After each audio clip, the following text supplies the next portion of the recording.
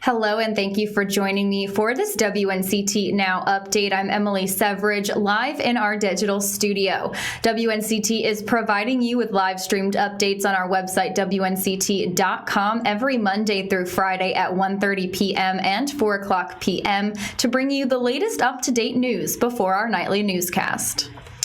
Police in New Bern are asking for any information about a mother who left her newborn child on a porch earlier this afternoon. Someone called to report an unattended newborn baby that seemed to have been left behind on a porch in the Craven Terrace community. The baby was reportedly born within the past 24 hours. The baby was taken to Carolina East Medical Center, and officers say the child is in good condition. American professional sports leagues are working to get back on the court, field, and rink. But what about the fans? Lawmakers say sports fans keep asking when they'll be able to get back to the ballpark. Morgan Wright out of the D.C. Bureau has more on what those games will look like. Brendan, as professional sports leagues find ways to play during the pandemic, Connecticut Senator Chris Murphy says cheering fans should not be part of the plan. These stadiums could be places where literally thousands of people get infected. Murphy says watching on TV or through enhanced virtual experiences may be all fans get this season. I want to get back into these stadiums. I want to go see the Red Sox at Fenway, right? I want to go, see the Huskies play at Gamble. I just can live without doing that for a year. It really depends on the risk that these NFL, the leagues are willing to take. Lisa Delpy-Narati with George Washington University says if they are allowed back, fans are likely to see capacity limited to 30 to 50%, risk waivers, and mandatory masks. Ultimately, it's really up to the fans to help stop this virus. Lawmakers agree athletes and fans' eventual return to sports must be done with caution to ensure everyone's safety. Everybody wants to try to get back to normal. Texas Congressman Will Hurd says there's not a one-size-fits-all solution here. You need to have plans in place on how to address this based on the unique challenges on the ground. And some sports are moving forward with bringing back fans. NASCAR welcomed back socially distanced fans at Bristol Motor Speedway on Wednesday. Reporting in Washington, I'm Morgan Wright. Count on 2. All right, stay with us, and we'll be right back with some more news after this short break. On your side, reporters are all across the East. In Craven County, in Beaufort County, in Carteret County, and in your neighborhood. in Tarboro, in Kinston, in Greenville, at Atlantic Beach. Covering local stories that impact you.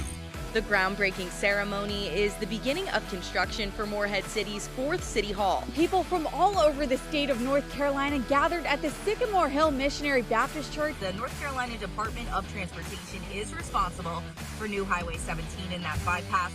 That hammering you hear behind me is the start of building a brand new home for a woman and her very deserving family. Historic Turnage Theater in Washington helps the community celebrate art and culture. Driving Pad is used by BCCC's basic law enforcement and first responder training. Crews have been out here since February 8th working on this project. It will stretch from here at Atlantic Beach all the way to Emerald Isle. See their original reporting weekdays on 9 on Your Side News or anytime on WNCT.com. Thank you for joining me. If you're just tuning in, I'm Emily Severidge, live in our digital studio, providing you with some late afternoon updates. Governor Roy Cooper sent a letter to the North Carolina congressional delegation asking for continued support in addressing needs for the state during the pandemic.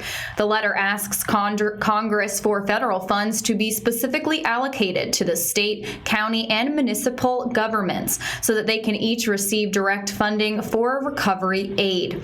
The governor urged Congress to allow flexibility in current and future funds to ensure the dollars can be spent for revenue replacement and other critical needs.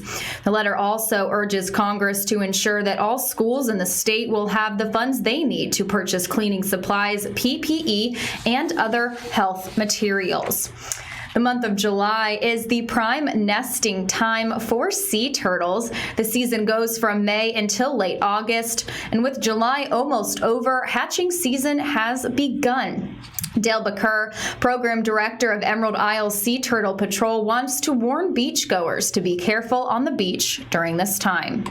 Getting close to our hatching season, and it's very important to stay out of there because not only could you step on eggs, you could step on little hatchlings making their way up out of the nest.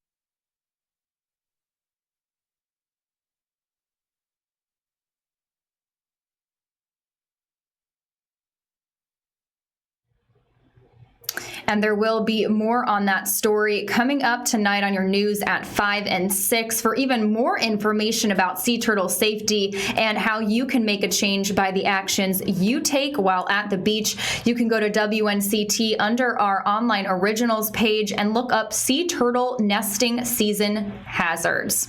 Well, that wraps up this WNCT Now late afternoon update. I'm Emily Severidge, live in our digital studio, and we have more news coming up for you tonight at 5 and 6 on our nightly broadcast on Channel 9. Thank you so much for watching.